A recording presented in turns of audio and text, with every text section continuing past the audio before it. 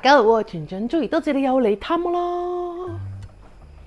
頭先我就係咁樣坐咗喺呢一張床度，望住出邊呢個風景，我諗大概半個鐘，應該唔止，多過半個鐘。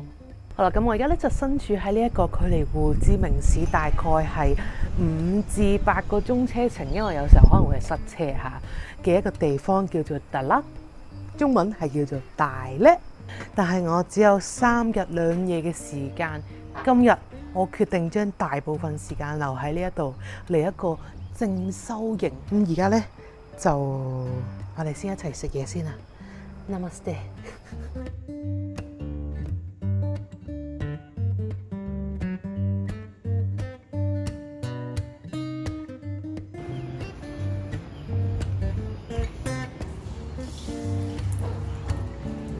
首先咧，呢一棟就係我啱啱住嘅地方啦。你見到應該呢一間就係我啦。跟住樓下咧就係有一個喺花園入面嘅 cafe， 隔離咧就係花園，呢度咧就係望出去嘅風景。其實以往咧都成日會去到一啲地方話，哇咩小法國啊、小歐洲啊、小西班牙啊、小巴黎啊咁樣，就話啊呢個地方好似邊度嘅。咁啊呢一度咧都係曾經有人話佢係越南嘅小巴黎啦。But 置身喺呢一度咧，我覺得已經唔係小咯，係真係好似去咗法國咁樣。我唔客氣啦，多謝大家陪我一齊食早餐。雖然佢其貌不揚，但係咧有個蛋，有個包，仲有啲菜，驚你漏咁樣，已經係考足夠咯。死火啦，爛咗添個蛋。啊，食一啖先。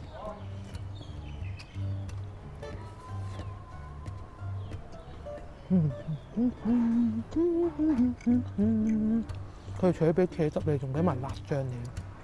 嗱，頭先咧我就話呢一個咧係一個靜修營咯，即係遠離城市嘅地方，可能係安安靜靜咁啊，因為思考人生咁樣嗰啲咧。我俾一個任務自己，一直以嚟咧，你哋成日都聽到我想做呢樣嘢，想做嗰樣嘢。好多時候咧係我去旅行嘅時候，哇！我覺得我好想做呢樣嘢，跟住翻去香港咧，完全係推倒再來。喺我離開呢一個環境之前，諗實我要做啲咩啦。而且我踏出咗一步啊！就係呢一度咧，亦都令到我諗翻起，其實我係之前我除咗想學西班牙文之外咧，我亦都好想學法文嘅。咁咧，我就想喺呢一個地方諗清楚，我係咪會報呢一個法文嘅班？我唔講係咩班啊，講咩班咧就好似賣廣告咁嘛。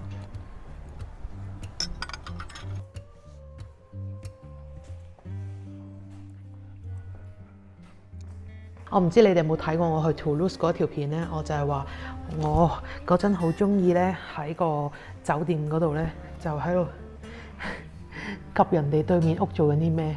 呢一本書咧，成本書都係一啲相，係記錄對面屋住啲咩、做啲咩。所以點解咧，我法國嘅回憶咧翻晒嚟就係咁解啊！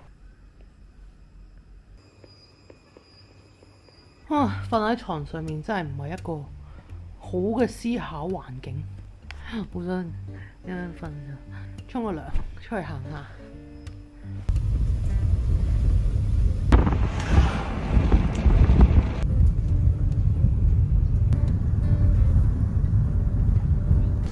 哇！落雨，入咗去先講。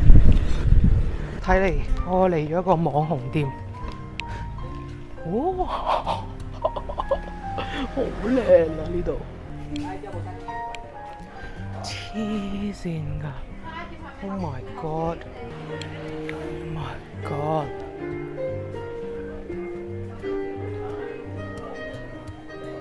哇，簡直係好似喺山邊嗰度。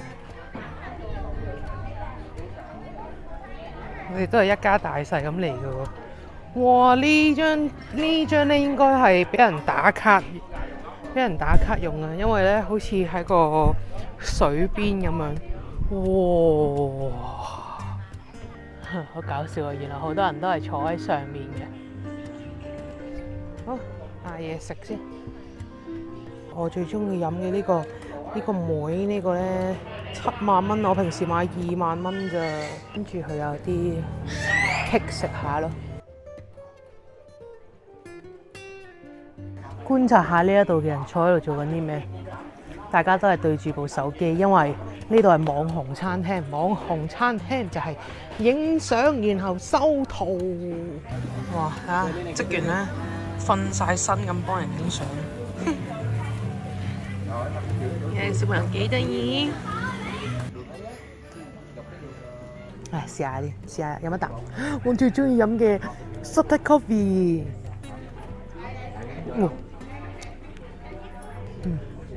麻麻地。熱情果蛋糕，睇個樣都流流地啊！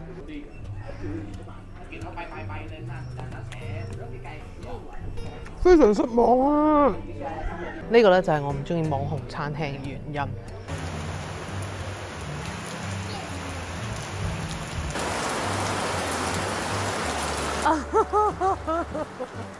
好搞笑啊！我而家咧完全被困啊！完全被困啊！基本上咧，我係唔可以移動，因為我隔離嗰個位咧都係濕晒啊，對面又係濕晒，周圍都濕晒。你睇呢個小朋友真係好搞笑啊！睇下佢咩都玩一餐啊！咦，睇下雨過天晴啦，好開心！喺呢個短短避雨嘅過程咧，我已經做咗我第一個決定啦。學語言啊，學語言啊，唔好諗話啊！我上完之後咧就要去法國度講法文啊。反而咧，我係注重，我覺得學嗰個過程其實你上足60堂啊，每一堂都係同一啲唔同國家嘅人一齊上堂，你又會遇到好多唔同老師，即係咧你就好似用另一種方法咧去感受下呢個法國嘅文化咯。既然一路都有呢個想學多種語言嘅想法，咁就做啦，報名。哦，嗰度好靚啊！佢咧係有一層一層一層咁樣嘅山噶喎。坐喺呢一個位都幾正嘅，坐喺呢個位。睇下佢直情咧擒埋落個玻璃嗰度，幫人哋就一個好嘅位啊！好，嚟到呢一個最出名嘅地方啊，叫做 Crazy House。基本上咧，成個達拉咧，我最想就係嚟呢一個地方，因為咧我上網睇嘅時候咧，傳說中啊話呢個地方佢嗰個概念咧係源自於西班牙嘅高地啊！我嚟到咧真係有嗰個 feel。咁當然啦，即係上網睇完之後就會覺得啊，又好似係咁樣啊，好似咧一個童話故事屋咁樣嘅。喺帶大家去呢個 Crazy House 之前呢，先至少少廣告客戶時間。多謝 NordVPN 贊助我今一條片啊！我諗大家都好熟悉 VPN 噶啦，最為人熟悉嘅咧就係兩大功能，一個咧就係保障網絡安全啦，一個咧就係可以將你嘅 IP address 轉做唔同嘅國家。同大家分享一個關於旅行上有趣嘅發現啦。我哋睇好多香港嘅 YouTube 廣告咧，分享 VPN 嘅時候咧，都係講話你可以睇唔同串流平台，譬如 Disney Plus 啊、Netflix 啊嘅時候，咁你就可以轉換咗個地區，譬如由香港轉咗做日本，咁咧你就可以睇到一啲本身係身處日本先可以睇到嘅戲啦。咁但係原來咧有一次我喺旅途上認識咗外國人啦，咁佢哋都知道 VPN 呢樣嘢 ，VPN 亦都對佢嚟講係好 common 嘅，但係佢哋絕對唔係攞嚟睇 Netflix 啊，喺度做啲咩？佢哋咧係真係視 VPN 為一個保障網絡安全好緊要嘅嘢。基本上咧，佢哋覺得連公共 WiFi 咧，佢哋嘅習慣就一定係會連咗 VPN 先嘅。其實真係㗎，因為當你去連公共 WiFi 嘅時候咧，你就好似一個喺網絡上裸體嘅人咁，將你一啲可能電腦啊、電話嘅個人資料咧，暴露喺黑客好容易拎到嘅地方。咁樣喺呢一個網絡罪案咁普遍嘅時候咧，大家都一齊培養用呢個 VPN 嘅習慣。譬如我哋旅行要去買機票、book 酒店嗰樣嘢嘅時候咧，都開 VPN 先。你未必會即時感受到佢嘅功效，但係其實佢已經係暗中咁保護緊你啦。咁啊，如果真係想即時感受功效嘅話，好似我之前所講，即刻開個 Netflix 專做日本地區啊、西班牙地區啊、法國地區啊，睇一啲你平時睇唔到嘅嘢啦。咁啊，如果用我嘅連結登記嘅話，就可以即時得到優惠。咁啊，另外就我都會放喺 info box 嗰度嘅。好啦，唔好講咁多，我哋去翻 Crazy House 啦。睇咗呢一個介紹咧，咁啊佢都話咧起呢一個樓嘅嗰個女士咧，佢係之前喺俄羅斯讀書㗎，讀呢個建築。咁佢就話咧，佢希望起一個不一樣嘅樓啦。咁啊啲概念咧就係源自於啲大自然嘅。咁啊大家都知道高地都係好源於大自然㗎嘛。我諗係咪應該唔多唔少有少少俾佢影響到咧？咁啲樓嚟嚟扭去咁樣。點行啊？唔得啊！落雨真係唔敢，要咁樣行呢度，跟住行過去，哇！有啲危，有啲腳軟啊！調翻轉頭先，好驚好驚！哇！呢一嚿嘢，呢一棟嘢啊，好似人嘅身體咁樣。哇！你真係睇下佢嗰啲路咧，咁樣穿嚟穿去，由一個世界咧，又去咗另一個世界喎。頭先咧睇嗰啲設計圖啊，哇！真係〜你唔好覺得呢啲好似小朋友畫泥沙咁啊，真係好唔容易啊！同埋咧，有時候見到啲人咧，譬如喺嗰度啦，你好想去嗰度行下，但係唔知道點樣行咯。不過行下行下咧，哦，原來你又去咗嗰度喎！哇，唔怪得知啲人話呢度有鬼屋之稱啊！呢度咧勁似啊，係咪啊？嗰啲手咧咁樣搲住你啊！但係上到嚟又有一種豁然開朗嘅感覺喎，係咪啊？即係下邊睇下覺得哇，好多嘢纏住你，但係其實咧行到上嚟，天空就係同你好接近。哇，咁都可以講到嘅道理，真係好大雨啊！我真係咧被困啊，真係被困啊，被困咗喺呢一個海洋世界嗰度啊！大家都喺度避緊雨。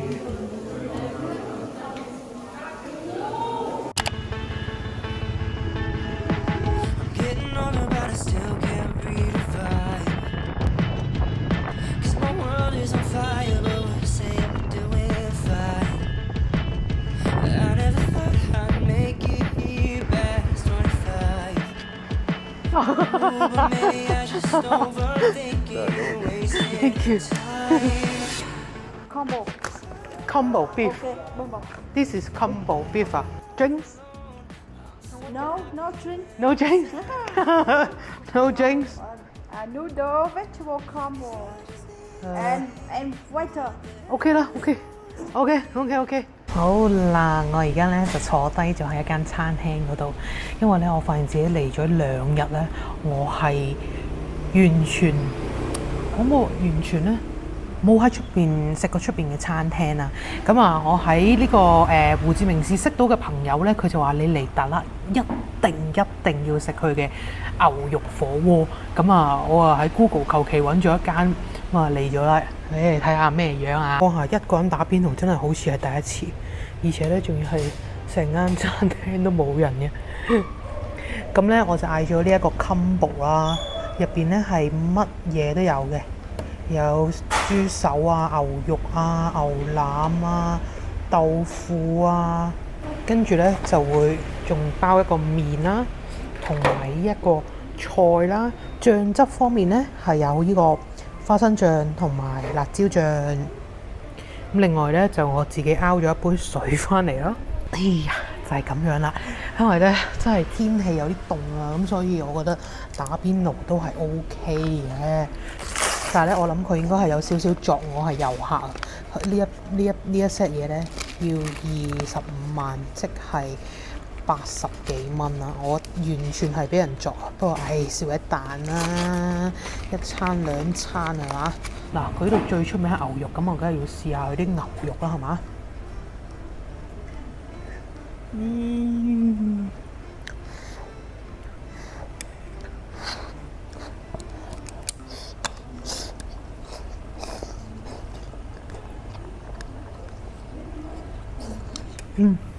好味。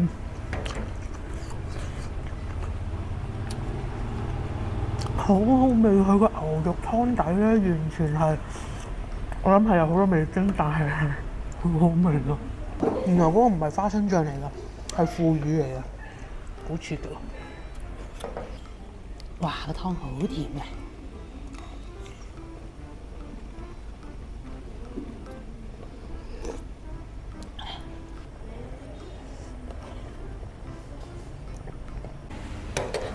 試下佢個面，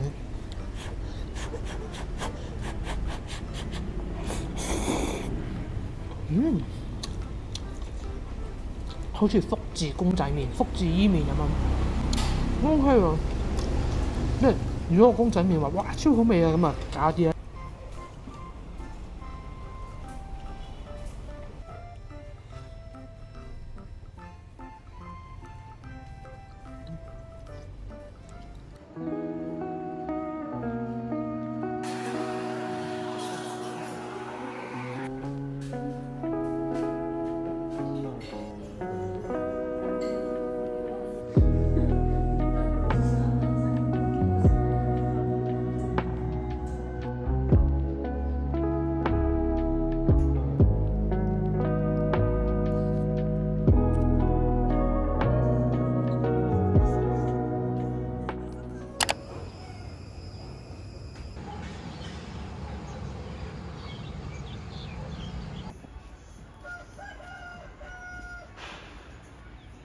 各位團友早晨，太開心啦！因為琴日咧有啲作病啊，應該係搭電單車嘅時候吹親咧，跟住我就即刻拍咗粒藥。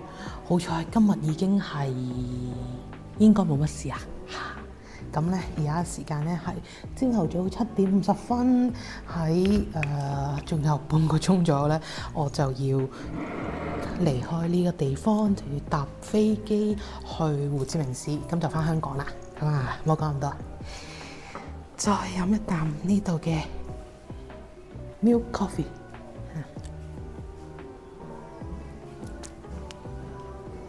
雖然我唔係好識飲咖啡嘅，但係咧我成日覺得飲呢啲熱嘅咖啡，跟住你第一下個泡泡掂到個嘴咧，好似啲雲喺個嘴度，biang biang biang，係一個好舒服嘅感覺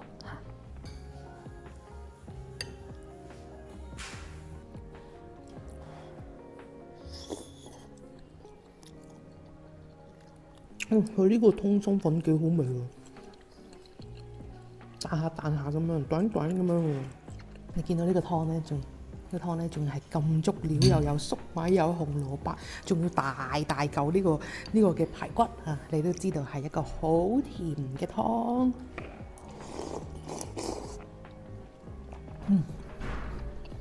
我仲有一個火龍果要食，拎咗幾日啊！由胡志明市嘅街市坐電單車，再坐呢個通宵巴士，我唔可以再俾佢搭飛機啦，所以今日要食埋佢。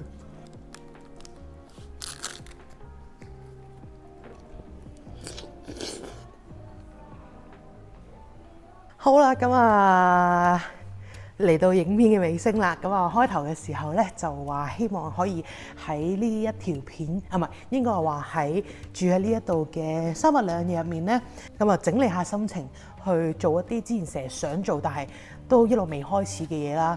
喺影片嘅中途咧，我就已經報咗學法文嘅衝刺班啦。咁啊俾啲掌聲自己，因為我覺得難得喺呢一個地方係俾到咁多啟發我嘅話咧，我一定要捉緊喺好多選擇 podcast， 開一個新英文 channel， 各樣嘢入邊咧，我覺得有一樣嘢係我最想每一日都花時間放入去嘅，就係咧開一個網站，好似係一個咧俾自己寫專欄嘅地方，將自己所有感興趣嘅嘢咧用文字去表達出嚟。咁啊，大家都知道我出咗本書啦。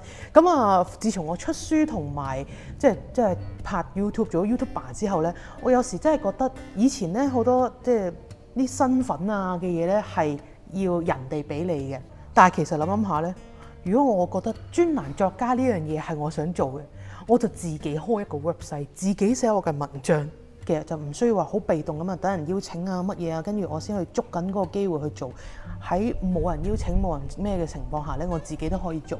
網站嘅內容咧，細節上我都仲諗緊，但係我覺得最大嘅一個前提就係將我所有嘅中意嘅嘢咧放入去，我覺得得意嘅就放喺入面。咁啊，其實就好似慢慢去發掘自己嘅興趣咯，即係可能我中意一啲關於法式嘅生活嘅，咁我可能就寫一啲相關嘅文章咁樣。咁啊，慢慢喺去寫文章嘅過程中，睇下邊一樣嘢話啊自己真係好感興趣嘅。其實就好似我而家拍 YouTube 咁樣，即係我都係拍下先知道哦，其實我係中意呢一個方面嘅範疇，就係咁啦。咁啊，多謝大家陪咗我呢3日2夜，真係好開心。係説話就唔多講啦，總之就係好開心。咁啊，我哋下條片再見，拜拜。哇！嚇死我！頭先見好似冇撳掣嘅，嚇死我哋啊